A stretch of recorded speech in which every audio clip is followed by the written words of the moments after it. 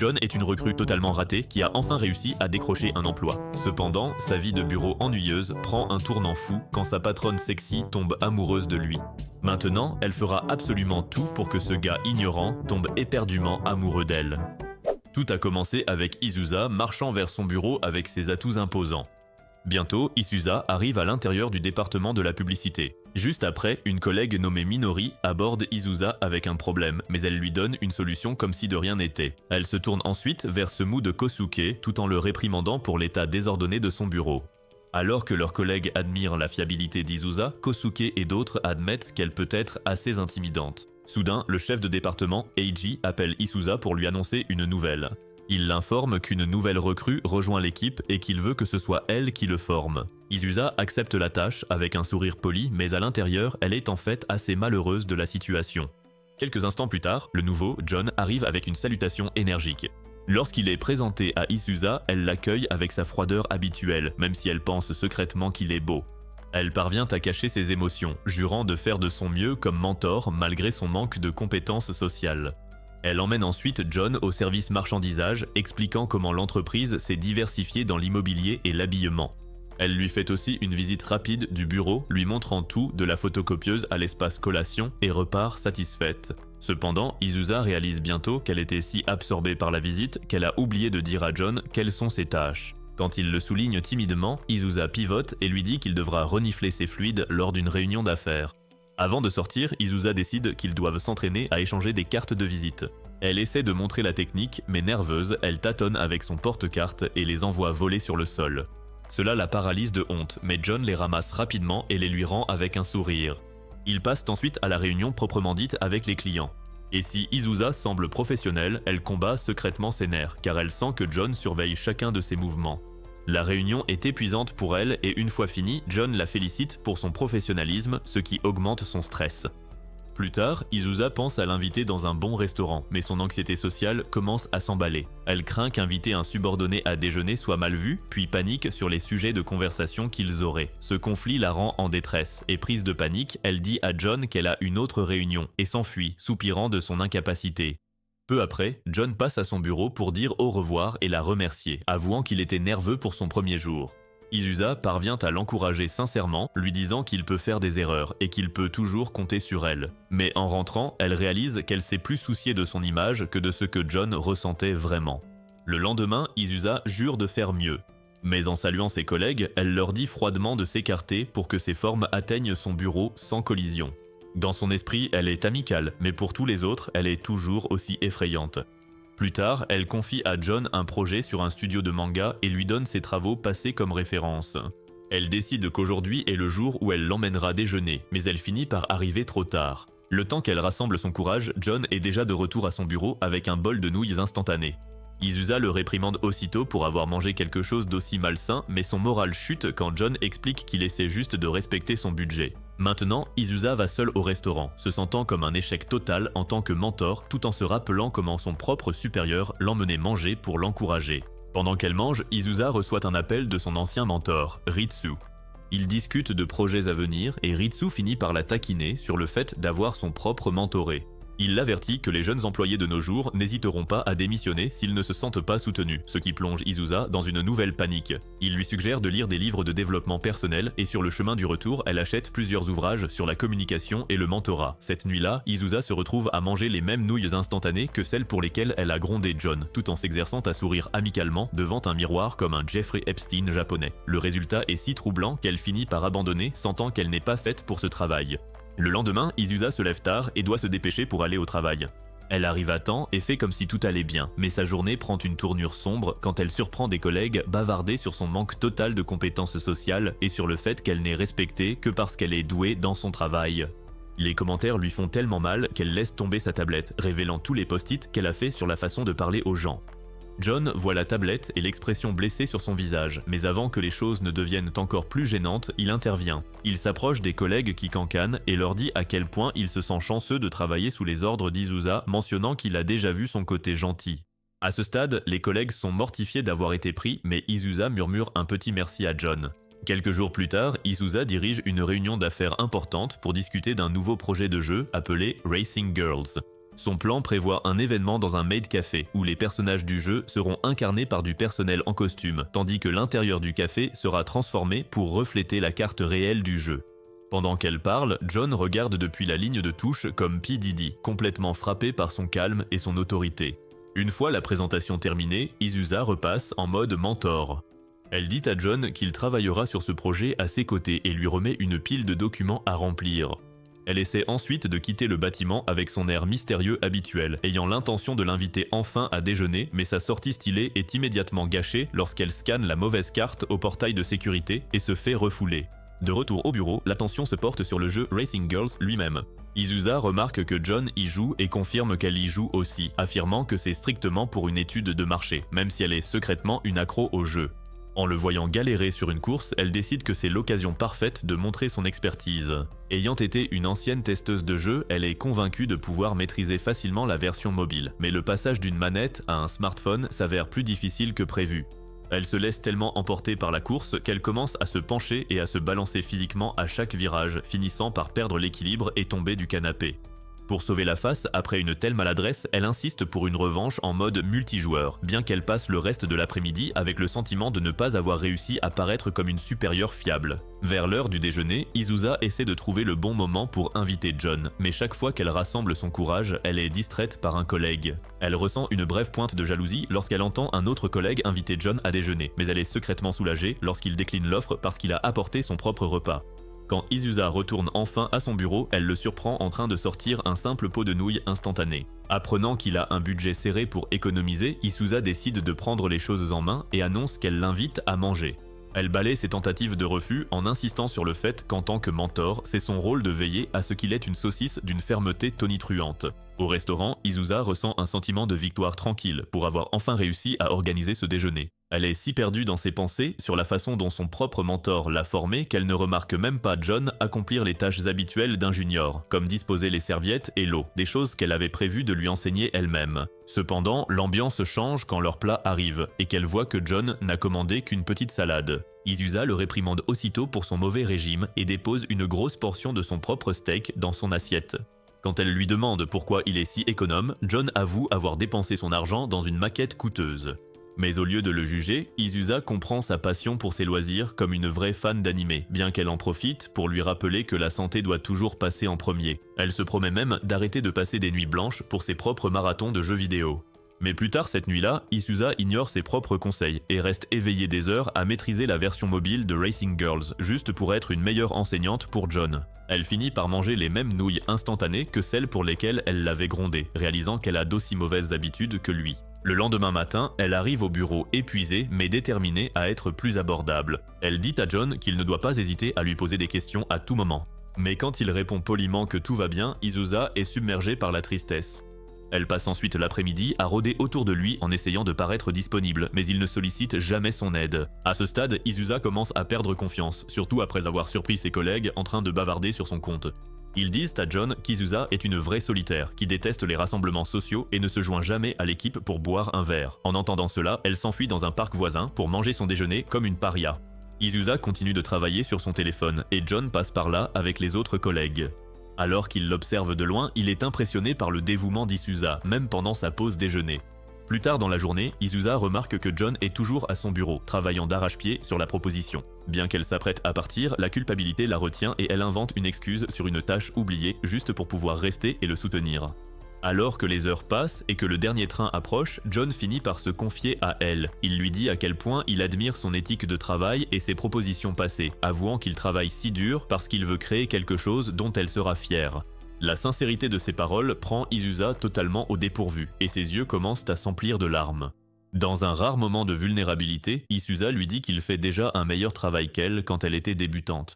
Quand John mentionne qu'il sait qu'elle préfère d'habitude être seule, elle lâche impulsivement qu'elle a en fait apprécié déjeuner avec lui et que ce n'était pas du tout un fardeau. Réalisant qu'elle est un peu trop honnête, elle devient rouge comme un feu de signalisation et lui ordonne de se remettre au travail pour cacher son embarras. Cependant, au moment où ils finissent leur travail, il est si tard qu'ils doivent appeler un taxi. John est si épuisé qu'il s'endort sur son épaule et, à la surprise générale, Izusa pose son propre manteau sur lui et enroule son écharpe autour de son cou, souriant en sentant qu'elle commence enfin à combler le fossé entre eux. Quelques jours plus tard, le bureau s'attend à une fête, car l'un de leurs collègues va se marier. Alors que tous les autres semblent ravis, la nouvelle frappe Izusa d'une vague d'effroi, car le concept du mariage lui rappelle la pression incessante de sa mère pour qu'elle se case. Pour compliquer les choses, leur patron décide de jumeler ce mariage avec une fête de bienvenue pour John. Il confie l'organisation à John pour qu'il apprenne à recevoir et charge Izusa de le guider pour choisir le lieu et le cadeau. Izusa accepte mais panique en secret. Introvertie, elle n'a pas fait de mariage depuis des années et ignore tout des usages. Voulant rester imperturbable, Izusa emmène John dans une boutique de luxe pour commencer leurs recherches. Elle lui explique qu'offrir est un art social, tout en cherchant frénétiquement sur son téléphone ce qu'on offre d'habitude. Mais ses recherches s'arrêtent net devant 2 mugs en forme de chat, au look aussi idiot que répugnant. Elle est sous le charme, mais quand John s'approche pour voir, Izusa lâche le mug et le regarde s'écraser au sol avec horreur. Elle commence aussitôt à se dénigrer, mais John gère la situation avec beaucoup de maturité. Il insiste pour acheter le reste du lot, affirmant qu'il aime vraiment le design. Izusa estime qu'elle devrait payer pour sa maladresse, mais John passe à la caisse avant qu'elle ne puisse protester. Peu après, ils font une pause café, le sang bouillonnant dans leurs parties intimes. Voyant son mentor boire son café noir, elle a cru que l'imiter la rendrait sophistiquée et en a commandé un malgré ses goûts. De son côté, John admet sans complexe qu'il aime son café avec beaucoup de sucre. Dès la première gorgée, l'amertume insupportable manque de la faire disjoncter. Elle finit par capituler et demande du sucre à John, honteuse de s'être ridiculisée devant lui en jouant les femmes mûres. Pour changer de sujet, ils se mettent à chercher un lieu pour la fête sur leur téléphone. Au fil de la discussion, Izusa se demande si John tient bien l'alcool.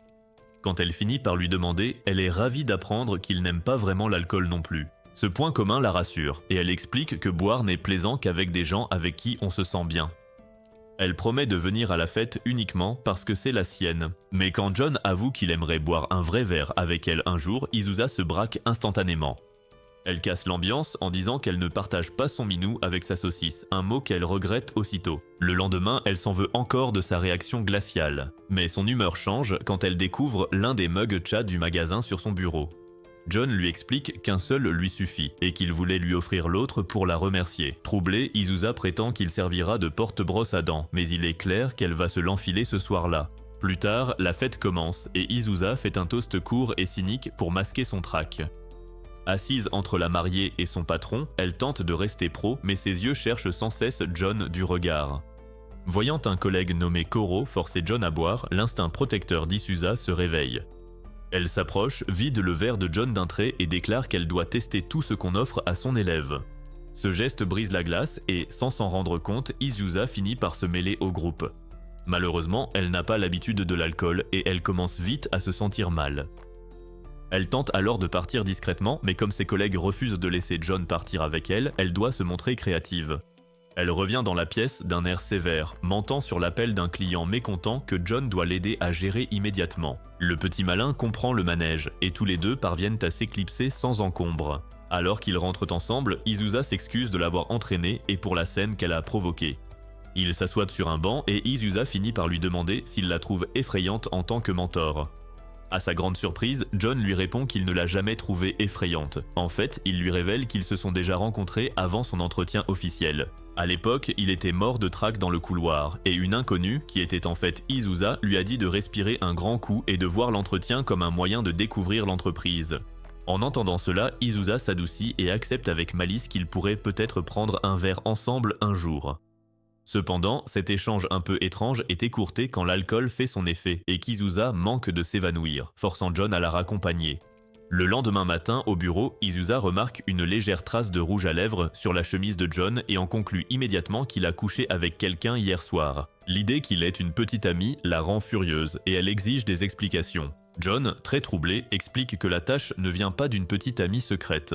Elle vient d'elle alors qu'il galérait à l'aider à monter dans un taxi la veille au soir. En entendant cela, Izusa devient rouge pivoine et, totalement mortifiée, elle essaie carrément de déboutonner sa chemise en plein bureau pour aller lui en acheter une neuve. Cependant, cette scène chaotique est interrompue par leur patron qui les convoque tous les deux dans son bureau pour une proposition surprenante. Il veut qu'ils partent tous les deux à Okinawa pour un voyage d'affaires pendant la prochaine Golden Week. Pendant le vol vers Okinawa, Izusa prend un moment pour rappeler à John que leur emploi du temps est chargé de responsabilités. Loin d'être intimidé, John affiche un sourire assuré, promettant de sacrifier ses plaisirs solitaires nocturnes pour le travail. À ce moment-là, l'attention d'Izusa se porte sur le hublot où elle se retrouve captivée par l'océan en dessous. Une fois arrivée, un représentant de l'entreprise les accueille, expliquant que toute l'équipe de production se rendra ensemble sur le lieu du tournage. Le trajet est animé par les conversations du personnel, mais John reste concentré, révisant ses notes avec diligence. Izusa l'observe en silence, notant son dévouement jusqu'à ce qu'ils atteignent enfin leur destination. La production commence presque immédiatement alors que Nashiko, le mannequin vedette, trouve vite ses marques, rendant tout le processus naturel. Pendant que John s'occupe du tournage des coulisses, il demande à Izusa s'il est autorisé à filmer pendant les pauses de l'équipe. Elle confirme que les autorisations nécessaires sont en place, mais le prévient de toujours prévenir quiconque pourrait se retrouver à l'image. John est un peu perplexe de voir qu'Izusa s'est aussi mise en maillot de bain, exhibant ses atouts, car il pensait que seul le mannequin serait habillé ainsi. Izusa explique avec une pointe de fierté qu'elle ne voulait pas que Nashiko se sente isolée ou mal à l'aise d'être la seule en maillot, alors elle l'a rejointe par solidarité professionnelle. John, un peu troublé, suggère qu'un tel geste n'était pas vraiment nécessaire puisque poser en maillot fait simplement partie du métier de Nashiko. Voyant le visage d'Izusa se décomposer de gêne, il se rétracte aussitôt, avouant qu'il ne connaît pas bien les codes sociaux des séances photos en maillot. Soudain, une forte rafale de vent emporte le chapeau de Nashiko et l'envoie voler dans l'océan. Izusa réagit instantanément, plongeant dans l'eau pour sauver l'accessoire. Elle émerge ensuite victorieuse, brandissant le chapeau avec un sourire triomphant pour l'équipe. De retour sur la plage, elle remet le chapeau à un assistant et John s'avance vite pour lui offrir une serviette. Izusa décline, préférant sécher au soleil tout en notant que son choix de porter un maillot s'était avéré très pratique. Emporté par le moment, John affirme qu'il portera lui-même un maillot la prochaine fois qu'ils auront un tournage similaire. Réalisant qu'elle a pu paraître bizarre plus tôt, Izusa devient soudainement gênée. À ce moment, un membre du personnel l'approche, l'inondant de compliments sur ses énormes atouts. Quand l'homme tente de lui toucher le bras, John ressent un élan protecteur et fait un bruit fort pour interrompre l'échange. Profitant de l'attention soudaine, John prétend nerveusement devoir aller voir Nashiko pendant sa pause. L'employé s'excuse et part chercher des boissons, et une fois parti, Izusa donne à John une petite tape amicale pour son intervention. Alors que la journée continue, l'équipe parcourt divers endroits pittoresques. John est constamment en mouvement, filmant et aidant partout où il peut, tandis qu'Izusa reste près de lui pour veiller à son intégration. Au coucher du soleil, la fatigue physique rattrape John, et alors qu'il se repose, Izusa presse une bouteille d'eau fraîche contre son visage. Inquiète de la déshydratation, elle l'encourage à boire, le regardant avec tendresse tout en louant son éthique de travail. Prise au dépourvu par sa propre franchise, son visage rougit et elle trouve vite une excuse pour partir après lui avoir dit de finir l'eau. Plus tard ce soir-là, l'ambiance est animée alors que l'équipe célèbre leur première journée productive. Le personnel félicite Izusa pour son sens de l'organisation et remercie John pour son aide précieuse. L'ambiance change quand des artistes jouent de la musique traditionnelle, signalant le début d'une danse. Les artistes invitent l'équipe à se joindre à eux, expliquant une routine où les hommes font des gestes de pierre et les femmes de papier. Alors que le reste de l'équipe se lance avec enthousiasme, Izusa est paralysée par la timidité et tente de refuser. Pour la soutenir, John se lance dans la danse avec énergie, même s'il ressemble à un chien en gelée gigotant dans un camion poubelle. Inspiré par le courage de son cadet, Izusa met de côté son hésitation et le rejoint. La voir danser à ses côtés donne un large sourire à John, et bientôt toute l'équipe bouge ensemble. À ce moment, John est frappé par l'éclat d'Izusa lorsqu'elle s'amuse vraiment. De retour à l'hôtel, John, épuisé, songe à ses sentiments complexes pour Izusa quand on frappe à sa porte. C'est Izusa apportant des soins pour la peau car elle a remarqué que John a un coup de soleil sévère. John réalise qu'il a totalement négligé la crème solaire et Izusa lui fait une leçon ferme. Elle lui rappelle que puisqu'ils promeuvent une marque de crème solaire, il est important de montrer l'exemple. Cependant, voyant son visage abattu, elle adoucit le ton et explique que les rayons du soleil sont très intenses ici. Le deuxième jour du voyage les emmène dans un champ luxuriant sous un ciel radieux. Le thème passe de la plage à la ville d'Okinawa, avec la visite d'un sanctuaire où Nashiko tire un présage pour la caméra. Après avoir terminé les dernières prises à la plage, le projet se termine officiellement. Izusa annonce que l'équipe est libre de passer l'après-midi comme elle le souhaite. Alors que l'équipe a hâte d'explorer, Izusa se sent partagée. Elle veut inviter John à faire du tourisme avec elle, mais craint de passer pour une P. Diddy japonaise. Avant qu'elle ne se décide, un membre du personnel suggère que tout le groupe fasse du tourisme ensemble. John et Izusa sont tous deux stupéfaits par cette proposition. Izusa, déjà épuisé socialement par le voyage, panique à l'idée d'autres activités de groupe, mais se sent obligé d'accepter. Sentant son malaise, John intervient et dit au groupe qu'il veut utiliser ce temps libre pour réfléchir à leur projet de café collaboratif. Soulagé d'avoir une issue, Izusa accepte de l'aider à travailler et tous deux partent de leur côté. Une fois loin du groupe, Izusa remercie John de l'avoir sauvé. Il décide de faire le tour des cafés pour chercher des idées. Il visite d'abord une boutique traditionnelle paisible où le thé est servi dans des récipients en argile faits main comme des animaux sauvages. De là, ils se rendent dans un lieu célèbre pour ses desserts massifs et élaborés, regardant avec admiration une table voisine recevoir une glace énorme. Cependant, leur périple s'achève dans un café offrant une vue imprenable sur l'océan au crépuscule. Bien que John essaie de se concentrer sur ses notes, il est distrait par Izusa regardant l'eau, se demandant s'il peut poser sa saucisse dans sa bouche. Sur le chemin du retour, John est très satisfait de leur journée, notant l'atmosphère unique des cafés d'Okinawa par rapport à Tokyo. Izusa est tout aussi impressionné par le dévouement de John, notant qu'il ne s'est jamais plaint de travailler pendant ses congés. Cependant, leur retour à l'hôtel apporte une complication majeure. La réception les informe qu'une seule chambre a été réservée pour eux deux. Il s'avère que Minori, chargé de l'organisation, a réservé par erreur une chambre simple avec lit jumeau vu l'affluence des vacances. Comme il est impossible de trouver une autre chambre, Izusa décide qu'ils devront faire avec. En prenant son bain, Izusa s'inquiète de la gêne de partager une chambre, se rappelant une situation similaire avec son mentor. Lorsqu'elle sort de la salle de bain, elle trouve John en train de faire ses bagages. Il propose de passer la nuit dans un café manga pour qu'elle ait la chambre pour elle seule, mais Izusa l'arrête. Elle insiste pour qu'il ne parte pas, racontant comment son mentor avait rendu une situation similaire amusante par le passé. Pour briser la tension, elle sort son téléphone et défie John à un jeu de course sur mobile. Tous deux finissent par passer la nuit entourés de snacks, à rire et à enchaîner les parties. John remarque qu'Izusa galère car elle n'utilise pas ses turbos, et il prend un moment pour lui apprendre les mécanismes avec un mât de drapeau dur comme le roc dans son pantalon. Cependant, son excitation et sa proximité le font rougir, ce qu'elle attribue malicieusement à un autre coup de soleil. Alors que John va chercher d'autres boissons, il réalise que la douleur dans sa poitrine est en fait de la jalousie envers l'admiration qu'Izusa porte à son mentor. Ils jouent ensuite jusqu'au lever du soleil, et bien qu'ils aient failli rater leur vol le lendemain matin, John rentre chez lui heureux. Quelques jours plus tard, la routine matinale d'Izusa est interrompue par des bulletins d'information annonçant l'approche d'un puissant typhon. Malgré les conseils officiels de rester à l'intérieur, Izusa réalise que plusieurs tâches cruciales pour le projet de relations publiques sur la crème solaire nécessitent sa présence au bureau. Elle hésite à demander à John de venir, estimant qu'il serait injuste de faire venir un nouveau venu par un temps aussi dangereux. Cependant, son aide est vitale pour la réunion à venir. Son esprit s'évade brièvement vers la joie de leur voyage à Okinawa avant qu'elle ne se reprenne, rassemble ses affaires de pluie et sorte. Dans sa hâte de s'assurer qu'ils finissent tôt pour éviter le pire de la tempête, elle oublie ironiquement son parapluie. En arrivant au bureau, Izusa est surprise de trouver John déjà là avec son membre biologique dur comme de la pierre.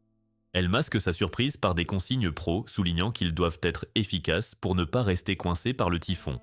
Alors qu'ils s'installent, l'ambiance semble bien différente avec seulement eux deux présents. Bien que le silence soit pesant, Izusa commence à se sentir un peu gênée. Elle tente de se rappeler qu'ils ont déjà été proches durant leur voyage, mais cette idée ne fait que la troubler davantage. Elle le surprend à la regarder alors qu'elle utilise le mugshot qu'il lui a offert, ce qui manque de la faire mouiller. Quand ils finissent enfin leurs préparatifs, la météo a pris une tournure catastrophique. Regardant l'averse dehors, Izusa s'inquiète que les chaussures de John soient ruinées, car elles ne sont pas étanches.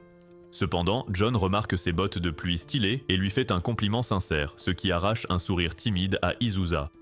Mais elle cache son embarras en lui faisant la leçon sur l'importance d'une tenue de pluie pro avant de sortir. Une fois à la sortie du bâtiment, la violence de la tempête devient évidente. Izusa doit admettre qu'elle a oublié son parapluie, se sentant idiote après sa leçon à John.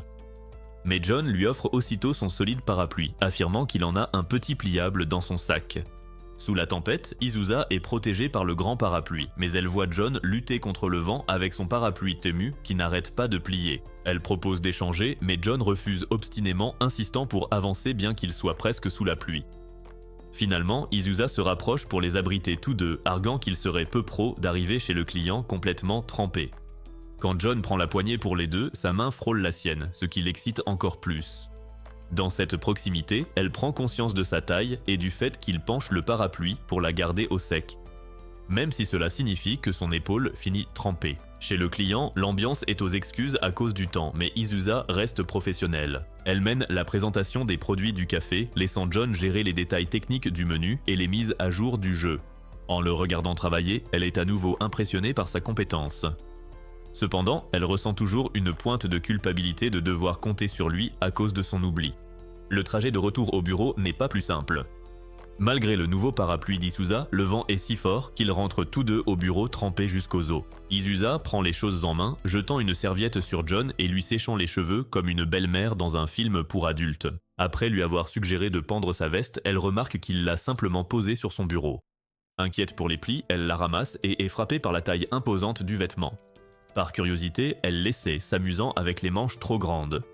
Cependant, elle est mortifiée quand John revient avec du café et la prend sur le fait. Il trouve ça adorable mais ne dit rien tandis qu'Izusa tente de se reprendre en se replongeant dans son travail.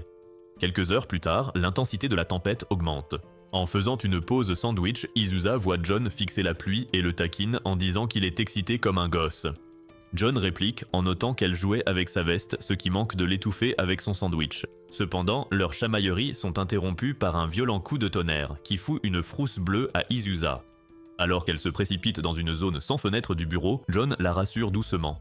Espérant lui tâter les seins pendant qu'ils sont seuls, il lance un jeu de mots pour tenter sa chance. Ses erreurs intentionnelles la font rire, apaisant son anxiété jusqu'à ce qu'elle se sente prête à finir son travail. Quelques heures passent et Izusa presse John de rentrer chez lui avant que les trains ne soient suspendus. Elle explique qu'elle doit rester plus longtemps pour finir des tâches infaisables en télétravail le lendemain. Refusant de la laisser seule, John propose son aide pour qu'ils puissent partir ensemble. Touchée par sa loyauté, elle l'envoie au service commercial chercher des dossiers pendant sa réunion virtuelle.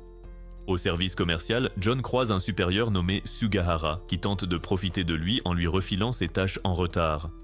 Quand Izusa finit sa réunion et voit John toujours à son bureau, elle comprend ce qui s'est passé. Sa patience s'évapore et elle va confronter Sugahara avec ses gros seins qui s'agitent. Elle le réprimande pour son comportement envers un junior et lui ordonne d'assumer ses responsabilités, sauvant John de ce surcroît de travail. Tous deux s'apprêtent enfin à quitter l'immeuble, mais le vent est si fort qu'Izusa manque de s'envoler à la sortie. Réalisant qu'aller à la gare est trop dangereux, John suggère de partager un parapluie, arguant que sa force les aidera à tenir face au vent. Izusa finit par accepter, réalisant que malgré son statut de junior, John est un homme très fiable. Alors qu'ils avancent dans les rues balayées par le vent, une rafale manque de retourner leur parapluie. Immédiatement, John serre Izusa contre lui, la protégeant de la tempête alors qu'ils marchent vers la gare. À leur surprise, ils découvrent qu'ils prennent la même ligne de train, ce qu'ils ignoraient à cause de leurs horaires décalés. Ils discutent poliment et calmement pendant le trajet jusqu'à ce qu'ils arrivent à l'arrêt d'Izusa. Avant qu'elle ne parte, John insiste pour qu'elle prenne son parapluie plus solide, oubliant ses propres besoins. En retour, Izusa lui offre un petit cadeau pour le remercier de son travail et de son soutien durant la journée. De retour chez elle, Izusa suspend le parapluie de John près du sien, entre soulagement et appréhension de le revoir demain. Pendant ce temps, John rentre chez lui, reniflant la serviette d'Izusa comme un détraqué et repensant à sa journée avec un sourire, songeant même à acheter une lessive spéciale pour l'objet qu'elle a touché. Le lendemain matin, Izusa passe son temps à répéter une demande toute simple. Elle aimerait bien inviter John à prendre un verre, juste pour le remercier du parapluie qu'il lui a gentiment prêté pendant la tempête. Cependant, son assurance vacille en arrivant au bureau quand elle le voit discuter avec une certaine Miho qu'elle ne connaît pas. Une pointe de jalousie lui serre le cœur, bien qu'elle se reprenne vite pour ne pas entraver la vie sociale de John. En les entendant parler d'un feu d'artifice, elle suppose qu'ils ont des projets ensemble et décide d'annuler son invitation. Cependant, deux collègues, Akime et Mori, interrompent soudainement John et Miho. Elles essaient de s'incruster lourdement au festival, ce qui met visiblement les deux juniors mal à l'aise. Voyant John et Miho peiner à refuser poliment, Izusa décide d'intervenir, déguisée en Bonnie Blue. Elle s'avance et annonce d'un ton autoritaire qu'elle se joindra également au groupe. Sa réputation fait son effet instantanément, et Akime et Mori, décontenancés, s'éclipsent rapidement. Dès leur départ, Izusa explique qu'elle voulait juste les aider, mais son plan se retourne contre elle quand John et Miho insistent pour qu'elle vienne. Plus tard, en salle de pause, Miho se présente comme une nouvelle recrue du département des relations publiques. Elle dit avoir entendu du bien d'Izusa, ce qui rend John visiblement embarrassé. Le but de la sortie s'éclaircit, les 6 nouvelles recrues de l'entreprise y participent ensemble. L'idée d'être la seule aînée parmi tant de juniors semble épuisante pour l'introvertie Izusa, mais l'enthousiasme de Miho l'oblige à accepter l'invitation. À l'approche du festival, Izusa commence à s'inquiéter de sa tenue. Elle se souvient d'un yukata offert par sa mère il y a des années, mais en photo, elle le trouve trop excentrique pour une femme active. Au téléphone, sa mère s'emballe et croit qu'Izusa a un rendez-vous galant. Malgré ses démentis, elle insiste pour lui envoyer de l'argent pour une nouvelle tenue. Izusa finit par se rendre dans une boutique où elle est presque submergée par le choix. Elle hésite sur un motif de tortue, mais choisit vite un style plus classique exposé sur un mannequin. De retour chez elle, elle tente de s'habiller avec des tutoriels, mais après 1 heure de lutte avec le tissu complexe, elle comprend qu'il lui faut de l'aide. Le lendemain, Izusa prend discrètement Miho à part pour discuter de leur projet. Quand Izusa révèle qu'elle portera un yukata, Miho saute de joie comme Elon Musk, car elle craignait d'être la seule en tenue traditionnelle. Elle discute de l'organisation pour réserver un salon pour l'occasion. Peu après, Miho croise John et le taquine en lui disant d'avoir hâte de voir Izusa dans sa tenue de fête, le laissant totalement décontenancé. Le jour du feu d'artifice, le groupe des nouvelles recrues se rassemble à la gare. Une certaine nervosité règne avant l'arrivée d'Izusa, car des rumeurs la décrivant comme une supérieure stricte et intimidante circulent au bureau. John tente de la défendre en la disant gentille et appliquée, mais ses amis le taquinent, suggérant qu'il ne voit son bon côté qu'à cause de sa poitrine généreuse. Quand Izusa arrive enfin, le groupe se tait. Elle porte un magnifique yukata jaune clair qui lui va à ravir. Ses salutations polies et humbles rassurent aussitôt les juniors, qui réalisent qu'elle n'est pas le monstre décrit par les rumeurs. D'un autre côté, John est si ébahi par son allure qu'il peut à peine parler et tente désespérément de cacher son érection. Alors que le groupe entre dans l'enceinte du festival, ils décident de se séparer pour explorer les stands de nourriture. Izusa se retrouve dans une petite équipe avec John et Miho. Se sentant mal à l'aise dans cette foule festive, elle essaie de contribuer en proposant de payer leur collation. Bien que les cadets refusent au début, elle insiste pour les inviter car la nourriture de festival peut être chère. Ils reviennent finalement avec des takoyaki frais, ce qui s'avère être un défi pour Izusa. En essayant de suivre John et Miho pour manger ce snack brûlant, elle se brûle accidentellement la langue. John se sent coupable de l'avoir encouragée et lui achète vite de la glace pilée pour apaiser la brûlure. Alors qu'il mange dans un coin tranquille, John remarque que la nourriture de festival semble toujours meilleure qu'à la maison.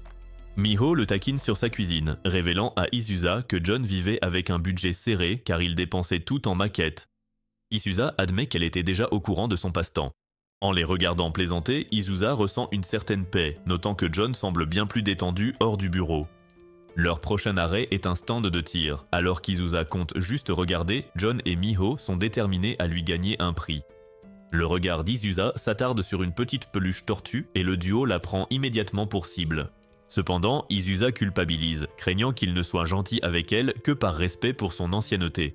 Accablée par l'idée d'être un fardeau, elle s'éclipse discrètement du stand, comptant trouver seule le lieu du feu d'artifice.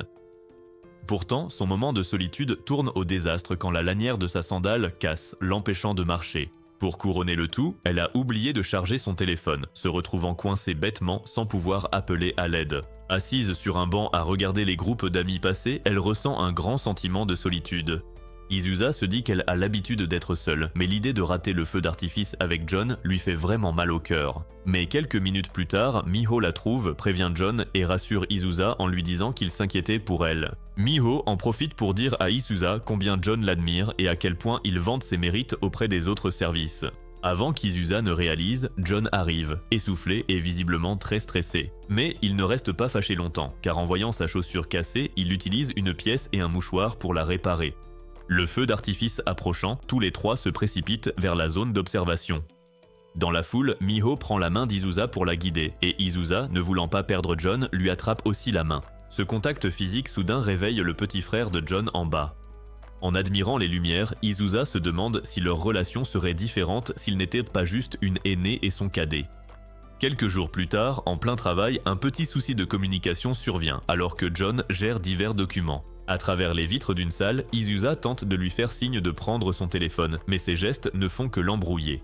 Perdant patience, elle finit par interrompre sa propre réunion pour le réprimander de sa lenteur. Cette rencontre laisse John un peu découragé, ce qui n'échappe pas à Miho plus tard dans la salle de repos. Quand Miho le taquine sur cet échange, John avoue sa tristesse et mentionne qu'Izusa a tendance à jurer dès qu'elle est furieuse. Ce détail surprend Miho, car elle n'a jamais entendu sa supérieure parler autrement qu'en japonais professionnel. Peu après, le téléphone de John le distrait au travail à cause d'une pluie de notifications de sa famille lui demandant de nettoyer les toilettes. Si Izusa balaie d'abord son souci comme étant puéril, elle ressent vite un pincement de regret pour son ton cassant. Pour détendre l'atmosphère, elle adopte le surnom John Chan après l'avoir vu dans un aperçu de SMS sur son écran aux grandes dames de John. Cela mène à une discussion sur sa vie privée, où John explique que si ses parents vivent tout près, leur présence constante et leurs reproches sur son bien-être sont pesants. Ce soir-là, Izusa fait face à la réalité de son frigo vide et à un manque de compétences ménagères qui inquiéterait sûrement ses propres parents. Cherchant une solution rapide, elle se rend dans un quartier commerçant pour trouver de quoi dîner, sa joie devant la variété de plats préparés et de courte durée lorsqu'elle croise John par hasard au supermarché. Nerveuse qu'il découvre qu'elle cuisine rarement, elle peine à justifier sa présence dans le magasin. Cependant, la vue d'un couple à proximité provoque un moment de gêne mutuelle. Alors qu'Izusa ressent un peu d'envie, John se surprend à rougir à l'idée qu'il pourrait ressembler à un couple faisant ses courses. Lors de leur discussion sur les plats faits maison, John admet qu'il apprécierait une partenaire avec qui cuisiner ou qui s'exercerait pour lui.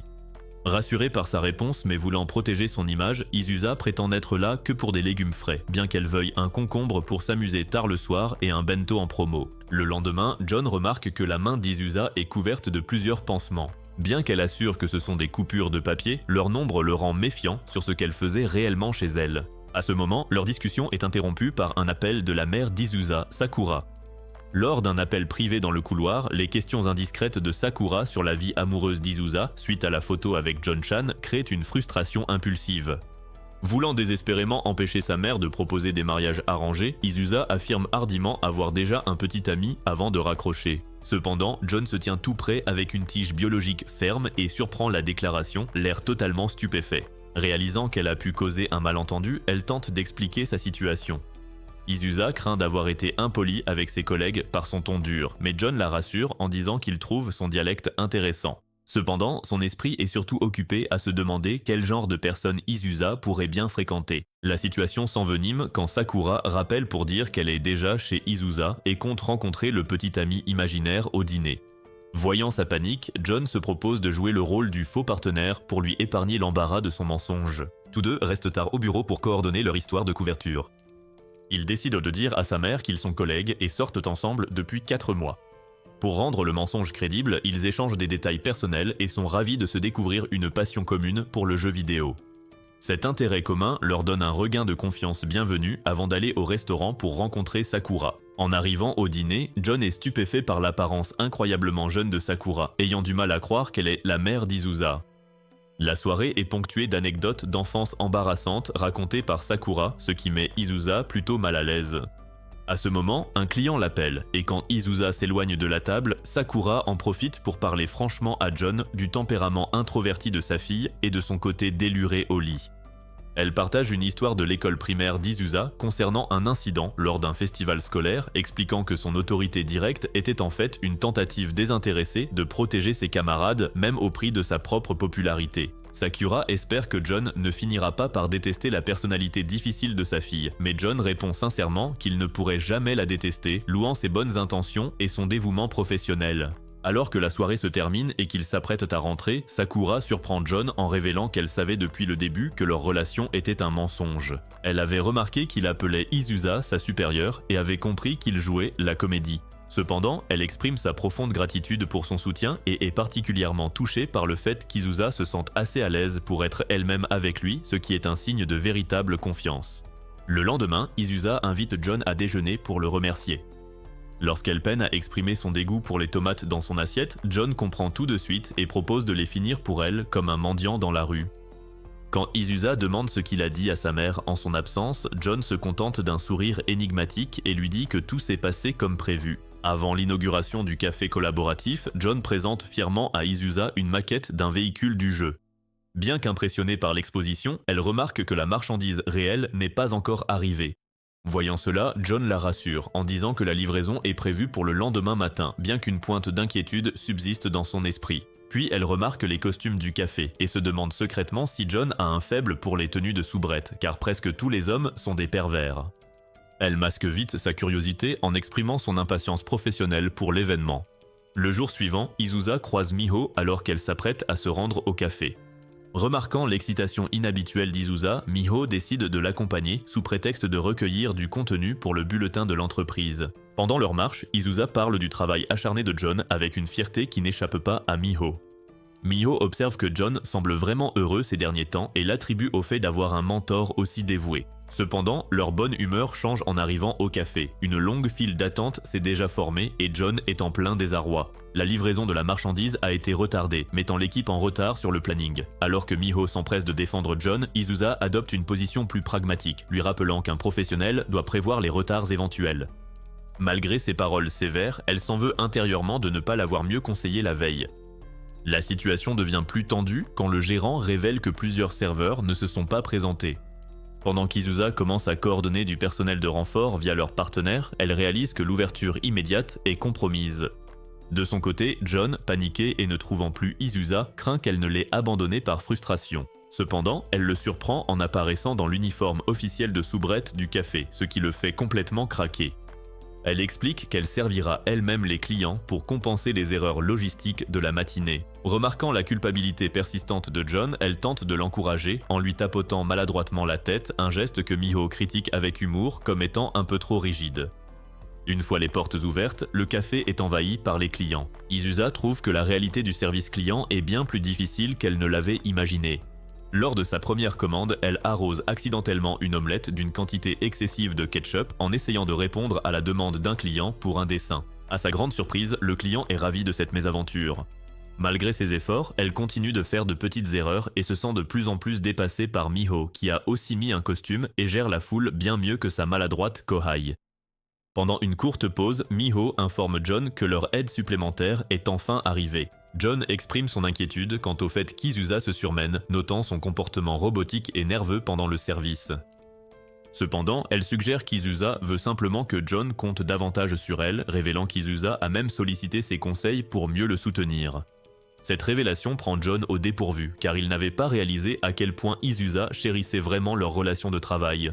Quelques heures plus tard, les soubrettes effectuent une chorégraphie près de la maquette du véhicule. Izusa a du mal à garder son énergie et son sourire pendant la performance, ressentant une vague d'embarras lorsqu'elle aperçoit John dans le public. Voyant son ami intimidé, Miho saute sur scène, improvisant ses propres pas de danse pour enlever la pression sur Izusa. Ce geste de soutien permet à Izusa de se détendre et de terminer la chorégraphie aux côtés du reste de l'équipe. Alors que la journée touche à sa fin, Izusa tente de distribuer des prospectus aux passants, mais elle est largement ignorée par le public. Quand John l'approche avec une boisson et une serviette, lui suggérant de se reposer enfin, elle s'obstine à vouloir prouver qu'elle peut attirer des clients. Mais malgré cela, elle est forcée d'admettre sa défaite en voyant à quel point les soubrettes professionnelles sont plus efficaces pour engager la foule. Se retirant derrière le café, Izusa se lamente sur son manque de charisme par rapport à Miho. Sentant son moral bas, John tente d'insister sur le fait que sa présence est une motivation vitale pour toute l'équipe. Pour qu'elle se sente plus à l'aise, il commence à partager une série de défauts personnels. Il nage mal, il déteste les poivrons et il a une addiction à jouer à son jeu phare tous les soirs. Il admet même que ses cheveux sont naturellement bouclés et nécessitent un lissage constant, un fait dont Izusa se souvient pour l'avoir vu les jours particulièrement humides. Ses aveux l'humanisent à ses yeux, la faisant se sentir plus proche de lui. Malgré les efforts de John pour lui remonter le moral, Izusa sent qu'elle a encore beaucoup de choses à régler avant la fin de la journée. À l'intérieur du café à thème, un client semble forcer Miho à prendre diverses poses comme un maniaque classique d'un animé. Voyant cela, l'instinct protecteur d'Izusa prend le dessus et elle s'avance pour affronter l'homme avec un regard autoritaire. Étonnamment, son expression sévère et sa posture imitent parfaitement un personnage populaire du jeu. Ainsi, au lieu d'être intimidé, le client est heureux, la remerciant pour le service authentique et demandant à jouer avec elle. Izusa reste complètement déconcertée par la réaction positive à sa colère, mais elle continue de fournir le service que le client désire. Plus tard dans la soirée, le gérant du magasin les félicite tous les deux pour leur travail exceptionnel, soulignant spécifiquement le service de premier ordre d'Izusa. Alors qu'ils sont assis en silence, Izusa demande à John pourquoi son dernier client était si heureux. John montre un personnage qui présente une ressemblance frappante avec sa tenue et son aura. Quand Izusa essaie d'imiter la pose, John rougit, admettant que bien qu'elle ressemble au personnage de l'anime, elle ressemble plus à la maîtresse de maison qu'à une soubrette. John explique que comme elle s'occupe toujours de lui en tant que supérieur, il a du mal à l'imaginer dans un rôle subalterne. En entendant cela, Izusa affirme que le travail d'une servante est aussi de s'occuper des gens, un point que John a du mal à contester. Alors qu'ils s'apprêtent à rentrer chez eux, Miho fait irruption et exige qu'ils aillent tous boire un verre pour fêter ça. Alors qu'elle les presse de se dépêcher, Izusa surprend John en l'appelant malicieusement maître et lui dit de laver sa petite carotte avant de partir au cas où. Cela embarrasse John un instant et Izusa devient également timide face à sa propre audace. Quelques jours plus tard, il fait extrêmement froid dehors, ce qui fait frissonner Izusa à cause de la baisse des températures. Voyant cela, John lui met sa veste sur les épaules comme un vrai canard. Bien qu'intrigué au début, Izusa accepte ce geste gentil une fois qu'il l'a rassuré sur le fait qu'il a bien chaud, ignorant que Ritsu observe cet échange mignon depuis le bureau. Quelques jours plus tard, Izusa cherche des vêtements au marché, essayant de trouver le courage d'entrer dans une boutique de mode. Alors qu'elle envisage d'abandonner et de rentrer chez elle, John la remarque et propose de l'accompagner pour l'aider à gérer son anxiété. Se sentant comprise par son subordonné, Izusa commence à essayer une série de tenues, et chaque fois qu'elle sort, John l'assure avec enthousiasme que chaque option est incroyable. En la regardant se diriger joyeusement vers la caisse, John se surprend à penser à quel point elle est adorable, ce qui le pousse à se cogner littéralement la tête contre un mur pour se réprimander de voir sa supérieure d'une manière aussi bizarre. Plus tard dans la soirée, Izusa a du mal à dire au revoir de manière décontractée plutôt que par ses adieux formels et rigides du travail. Cependant, John s'adapte à son énergie et la garde joyeuse, mais dès qu'ils se séparent, le cœur d'Izusa se serre lorsqu'elle remarque une autre fille s'agripper à John comme un chat dans un refuge. Le lendemain, Ritsu s'approche d'Izusa et lui tend sa boisson préférée, notant avec malice qu'Izusa semble extrêmement sombre aujourd'hui. Miho intervient également, remarquant la détresse d'Izusa et devinant avec justesse que le problème est lié à John. Désespérée de les empêcher d'intervenir, Izusa révèle qu'elle a vu John avec une autre fille. Miho la rassure rapidement en disant que John aurait mentionné s'il avait une petite amie, tandis que Ritsu en profite pour taquiner Izusa sur son implication intense dans la vie amoureuse de leur subordonné. Embarrassée par cela, Izusa prétend que son inquiétude est strictement professionnelle. Alors, pour lui remonter le moral, Miho invite Izusa à un week-end au spa, et dès qu'elle accepte, Miho envoie immédiatement un message à John pour l'inviter aussi. Plus tard, au déjeuner, John passe par hasard et aperçoit Izusa rire joyeusement aux histoires de Ritsu. Une soudaine vague de jalousie l'envahit, et lorsqu'il se retourne, il manque de percuter Ritsu au coin de la rue. Ritsu se présente joyeusement et dit à John de bien prendre soin d'Izusa, ce qui fiche John sur place avant de mentionner nonchalamment qu'il participera également à la journée au spa. Quelques jours plus tard, le groupe se retrouve au spa, où un Ritsu taquin pousse John à admettre à voix haute qu'Izusa est magnifique aujourd'hui. Ce John, mou comme une chiffe, précise frénétiquement qu'il voulait seulement dire que sa tenue lui va à ravir, laissant Miho et Ritsu le taquiner sans relâche pour son manque de confiance. À l'intérieur de l'établissement, Izusa décide qu'elle veut d'abord aller au sauna de pierre, tandis que John mentionne qu'il se dirige vers le sauna ordinaire.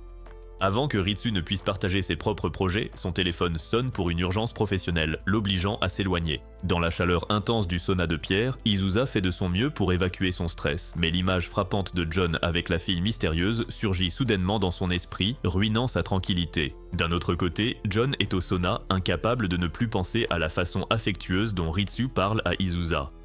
Finalement, les filles vont se faire masser, où Izusa insiste obstinément sur une pression maximale pour ne pas paraître faible, ce qui provoque un cri de douleur qui résonne dans le couloir. Ensuite, au bain, une Izusa totalement béate avoue à Miho qu'elle ne comprend pas pourquoi elle est si profondément troublée par la fille mystérieuse de John.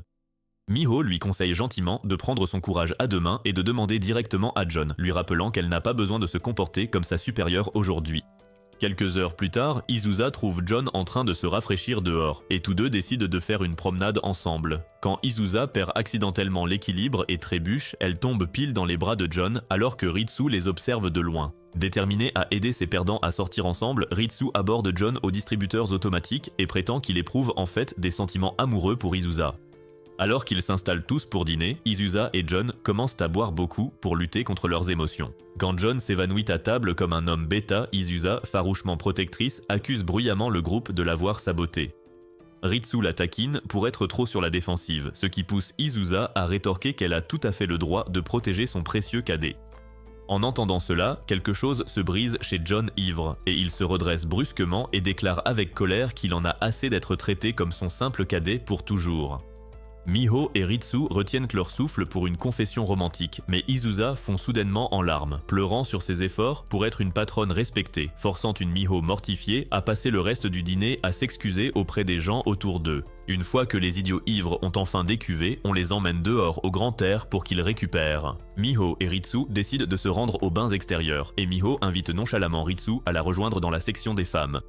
Pendant ce temps, John regarde avec une confusion totale Ritsu s'exécuter sans hésitation, et sa confusion se transforme en un choc absolu quand Miho et Ritsu sortent du vestiaire des femmes vêtues de peignoirs roses assortis.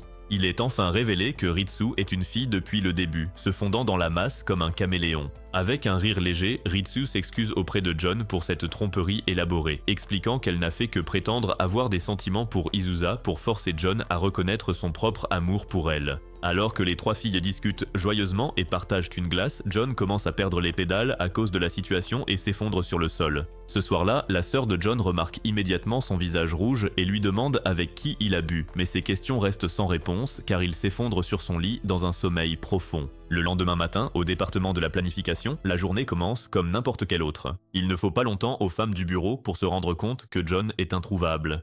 Izusa trouve son absence particulièrement étrange, étant donné son habitude d'être en avance, bien qu'elle essaie de rester calme puisque son service n'a pas encore officiellement commencé. Cependant, son inquiétude est brièvement interrompue lorsque son téléphone l'alerte d'un message de John, qui semble se prélasser dans sa baignoire. Il explique qu'il ne se sent pas bien et prévoit de voir un médecin ce matin-là, bien qu'il insiste sur le fait qu'il sera de retour à temps pour la réunion de l'après-midi. Cela ne fait que frustrer Izusa, qui le réprimande mentalement pour être si têtu à vouloir travailler tout en étant malade. Pendant sa pause déjeuner, Izusa est rejointe par ses collègues Miho et Ritsu, dont la nouvelle complicité la surprend. Miho note que leur récente excursion au spa a fait d'elles de grandes amies après s'être vues nues et elles passent un moment à se remémorer avec émotion la détente des bains et les friandises qu'elles ont partagées. Izusa les observe avec une pointe d'envie, s'émerveillant de la facilité avec laquelle les gens sociables créent des liens. Quand la conversation porte sur l'absence de John, Izusa explique sa situation. Sentant une opportunité, Ritsu suggère qu'Izusa lui rende visite le lendemain. La jeune fille est aussitôt troublée, terrifiée à l'idée qu'une visite surprise soit une intrusion dans sa vie privée. Cependant, Miho la rassure en disant que John serait ravi de voir quelqu'un qui l'estime autant. Malgré ses encouragements, l'anxiété d'Izusa se porte sur des détails pratiques, car elle n'a pas son adresse et craint que sa petite amie soit là. Miho balaie vite ses inquiétudes en révélant qu'elle sait exactement où il vit et que c'est un idiot célibataire. Sous la pression de son ami qui insiste sur le fait que rester à l'écart serait cruel, Izusa finit par accepter d'y aller. Le lendemain, Izusa est devant l'appartement de John, craignant d'être un fardeau et prévoyant de simplement déposer le cadeau et partir. Mais à ce moment-là, elle est interrompue par la même fille qu'elle avait croisée dans le quartier commerçant. Cette fille, Yuki, demande si Izusa est là pour voir son frère, dissipant enfin le malentendu. Yuki n'est pas la petite amie de John, mais sa petite sœur. Quand Yuki demande en plaisantant si Izusa est la petite amie de John, Izusa sombre dans un état de panique. John finit par ouvrir la porte avec un masque et est visiblement stupéfait de voir Izusa et sa sœur ensemble. Après un bref moment de rangement frénétique à l'intérieur, il les invite toutes les deux à entrer. En entrant, Izusa observe les détails de l'appartement, remarquant les décorations personnelles de John. Yuki se présente convenablement, poussant Izusa à lui tendre sa carte de visite comme une vraie coincée. John trouve ce formalisme inutile, bien que Yuki en profite pour murmurer à son frère qu'il a de la chance d'avoir une aînée aussi belle. Malgré l'insistance de John disant qu'il peut servir le thé, Izusa le presse de se reposer. L'ambiance se détend quand Yuki décide de cuisiner pour son frère, et Izusa propose également son aide. Cependant, la cuisine s'avère un peu chaotique, et John doit intervenir quand Yuki manque de laver une pomme avec du liquide vaisselle. Il remarque ensuite qu'Izusa tient un couteau d'une manière dangereuse. Pendant que le frère et la sœur se chamaillent gentiment, Izusa se concentre sur sa tâche. Quand Yuki voit le résultat, elle est impressionnée par le rendu mignon, bien que John finisse par reprendre lui-même la préparation du repas. En attendant, John remarque qu'Izusa a soigneusement sculpté une pomme en forme de lapin à l'air stupide. Izusa avoue s'être entraînée exprès parce qu'elle se souvenait que John avait dit un jour qu'il apprécierait l'effort de quelqu'un cuisinant pour lui. Ce souvenir la rend incroyablement gênée et elle lui demande vite d'oublier ce qu'elle vient de dire. Bientôt, ils se réunissent tous dans le salon autour d'un bol de porridge. John est sincèrement reconnaissant pour le repas, même si c'est lui qui a tout fait. Suite aux demandes répétées de Yuki, Izusa s'assoit près de John sur le canapé. La jeune fille ne peut s'empêcher de taquiner son frère d'être si ému par un fruit, mentionnant que c'est une âme sensible qui pleure facilement, même devant des jeux vidéo. Cela déclenche une conversation animée sur les jeux entre John et Izusa, et Yuki observe à quel point leur interaction semble naturelle et joyeuse. Se sentant de trop, Yuki suggère de regarder de vieux albums photos. En parcourant les photos d'enfance de John, Izusa ne peut s'empêcher de dire qu'il était mignon, sous-entendant par accident qu'elle le trouve mignon maintenant aussi. En regardant ses années de collège et de lycée, Izusa réalise qu'il jouait au football avec ses camarades de classe. Arrivée à ses années de fac, elle réalise qu'il a encore bien des facettes qu'elle n'a pas encore découvertes. Quand Yuki réalise qu'il n'y a plus rien à boire, elle propose d'aller au magasin, les laissant tous les deux seuls, tout émoustillés d'être si proches l'un de l'autre. Comme le silence devient pesant, John évoque le séjour au spa et s'excuse, pensant qu'Izusa n'y a participé que par simple sens du devoir. Cependant, la jeune femme le corrige, affirmant qu'elle a passé un super moment et que Ritsu veut même qu'ils y retournent. John exprime ses regrets pour son comportement d'ivrogne, mais Izusa réplique en admettant qu'elle a aussi fait des siennes. Puis elle avoue que le voir avec Yuki en ville l'autre jour l'avait perturbée, car elle pensait qu'ils formaient un couple. John est déconcerté, demandant pourquoi une petite amie la ferait se sentir ainsi, ce qui laisse Izusa incapable d'expliquer ses propres sentiments. Pour détendre l'atmosphère, John montre sa nouvelle cafetière à filtre, préparant avec soin une tasse pour Izusa avec la dose exacte de lait et de sucre qu'elle aime. Elle remarque qu'il utilise le mug assorti à celui qu'elle a chez elle, et il avoue timidement qu'il adore le design. La conversation devient plus sérieuse alors qu'Izusa réfléchit à son passé. Elle raconte une histoire de ses années d'école, quand elle était déléguée de classe et avait du mal à gérer ses camarades. Après un incident chaotique où un camarade s'est blessé, elle a crié sur tout le monde par frustration.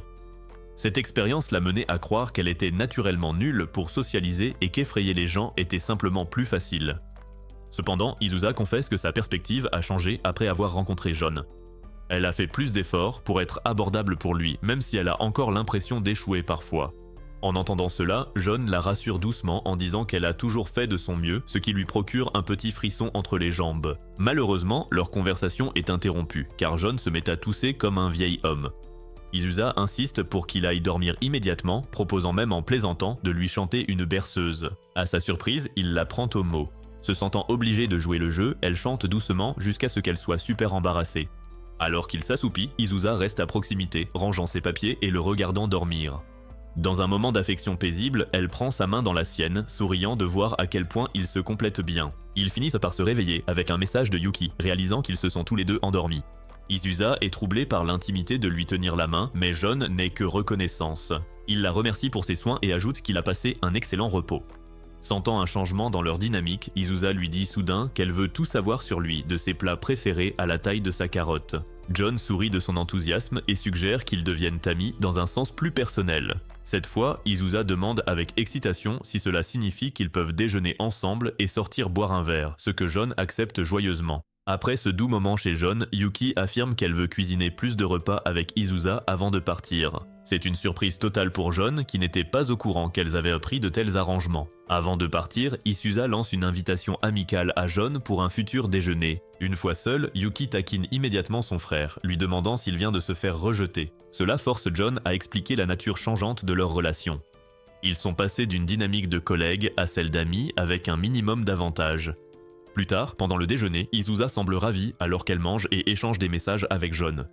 Son énergie positive est si rayonnante qu'elle est immédiatement repérée par ses amis, Ritsu et Miho.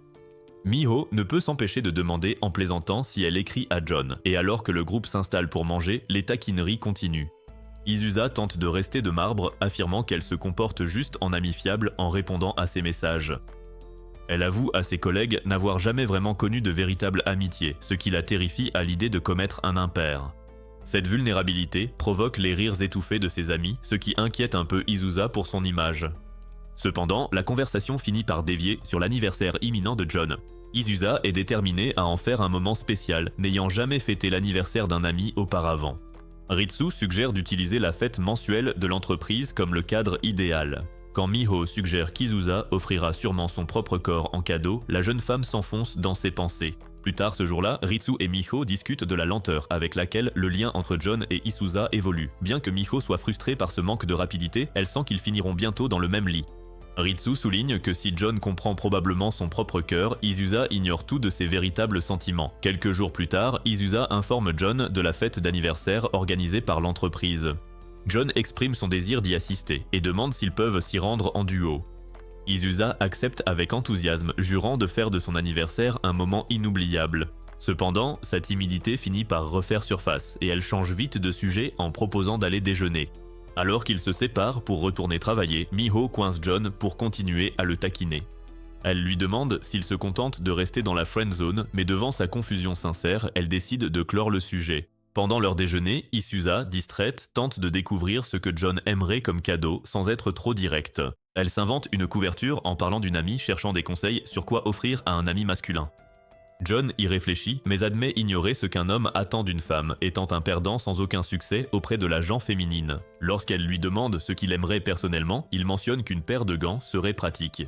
Cela rappelle à Isusa le moment où elle lui a tenu la main pendant son sommeil, la faisant rougir et hurler de honte en plein restaurant. Peu après, Isusa part faire les magasins avec Ritsu, mais se perd face à la variété de matières et de couleurs.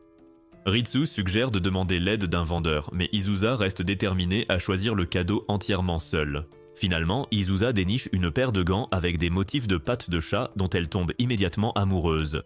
De son côté, John reçoit un appel téléphonique de la part de Yuki.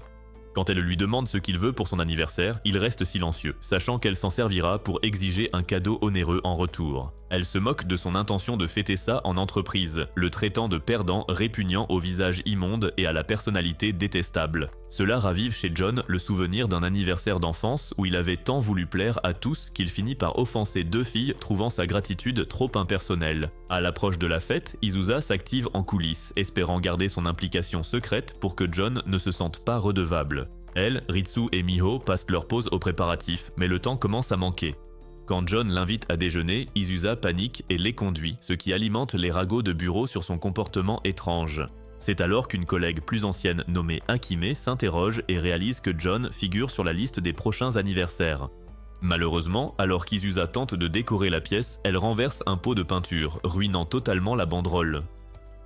Elle se voit maintenant contrainte de rester tard pour réparer seule les décorations. Après le bureau, John propose de la raccompagner à la gare, mais Isusa le renvoie, prétextant des heures supplémentaires. Cependant, le destin s'en mêle quand John réalise qu'il a oublié son titre de transport sur son bureau. Lorsqu'il retourne au bureau, il voit la lumière du débarras allumée et découvre Isusa tentant de cacher la bannière abîmée. En voyant les dégâts, il insiste pour l'aider. Il suggère d'intégrer les taches de peinture dans un nouveau design plutôt que de tout recommencer. En travaillant ensemble, le projet prend des airs de festival scolaire nostalgique. À un moment, John remarque de la peinture sur la joue d'Isusa et lui propose sa serviette. À cet instant, leurs mains se touchent et ils se regardent un long moment. Ils finissent par achever la bannière, qui est encore plus belle qu'avant. Le jour de la fête, l'événement semble extrêmement bien organisé. Même la sceptique Minori est impressionnée, bien qu'elle reste froide quand Isusa lui offre un verre. Les amis de John remarquent à quel point Isusa se donne du mal en tant qu'hôtesse, et Miho s'assure que John sache qu'elle a fait tout ça pour lui. Cependant, la situation devient tendue quand la superviseuse, Akime, s'attribue tout le mérite du travail acharné des bénévoles. Quand Isusa tente d'aider davantage, Akime, irritée, renverse accidentellement une pile de cartons. Isusa tente de sauver la situation mais s'écorche accidentellement la main. Maintenant, John l'emmène à l'infirmerie pour soigner sa blessure et la gronde pour son imprudence. Mais Isusa explique que son dur labeur était uniquement pour son anniversaire. Avant qu'il n'en dise plus, Akime entre pour s'excuser et dit à John qu'il est temps de monter sur scène. Sur ce, John est inondé d'attentions et de cadeaux de plusieurs filles, ce qui fait qu'Isusa craint que son présent ne soit pas assez bien. Mais avec les encouragements de ses amis, elle trouve enfin le courage de l'approcher, demandant aux autres filles quelques minutes d'intimité. Le cœur lourd, elle présente les gants à coussiner et John les enfile immédiatement. Voyant qu'il aime le cadeau, Isusa est aux anges et tente de lui toucher la main. Juste alors, quand les deux réalisent qu'ils se tiennent la main en public, John se retire immédiatement. Cependant, il décide bientôt de se laisser aller et, en la regardant dans les yeux, avoue qu'il commence à avoir des sentiments pour elle. Après la fête, Isusa ne peut s'empêcher de penser à l'interaction romantique qu'ils ont eue au bureau.